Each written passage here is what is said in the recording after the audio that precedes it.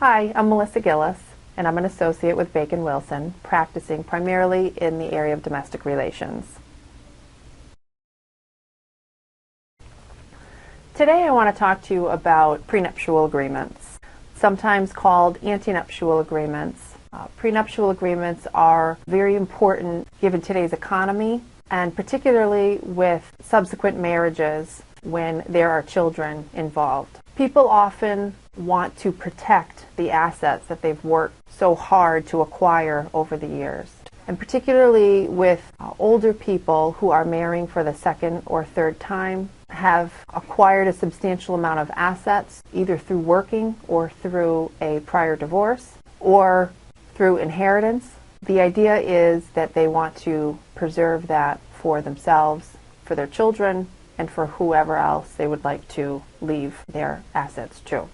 I'm seeing more and more prenuptial agreements all the time lately. The idea with a prenuptial agreement is to make full disclosure to your fiancé. And it's important to look at a prenuptial agreement not as a negative thing, but really as a positive. It's a business transaction. It takes the guesswork out of the relationship.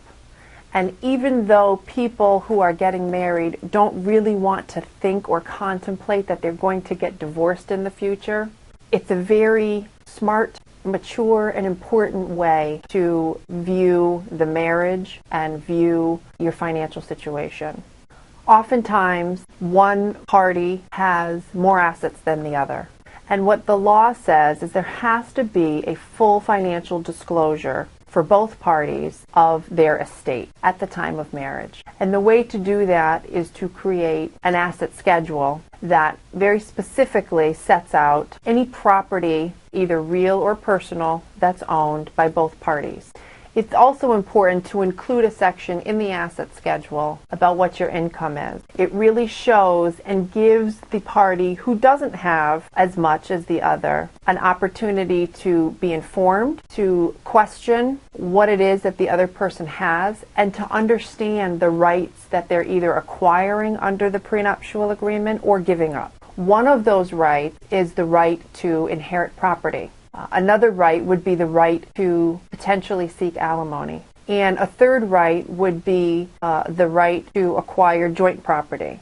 One of the ways that people consider these is that each party must have an attorney. The law does not specifically state that both parties need to have an attorney. Case law strongly suggests, and it is our policy here at Bacon Wilson, that in order to protect our clients, we always require that both parties to a prenuptial agreement have independent lawyers. That way, if the agreement were ever to be contested in the future, chances are much slimmer that the agreement, which is a contract, would be invalid. Another reason why it's very important for each party to this transaction to have their own lawyer is so that that lawyer, based on whether they're the person who has the assets, the person who doesn't have the assets, or the person who has an equal amount of assets, to truly understand what it is they're giving, receiving, or waiving their right to. Waiver is a very big portion of what validates or invalidates an agreement.